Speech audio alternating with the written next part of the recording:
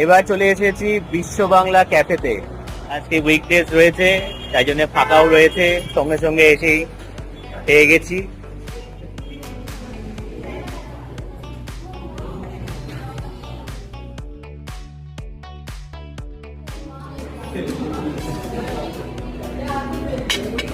আমাদের খাবার কিন্তু চলে এসছে, তো চলো দেখে নেওয়া যাক কি কি এসছে।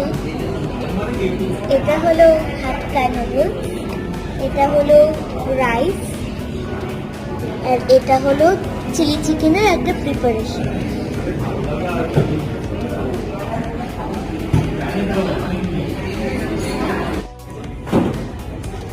ডাব আইসক্রিম। এখানে আইসক্রিমের মধ্যে ডাবের শাঁসগুলোকে দিই, তাই জন্য হচ্ছে ডাব আইসক্রিম।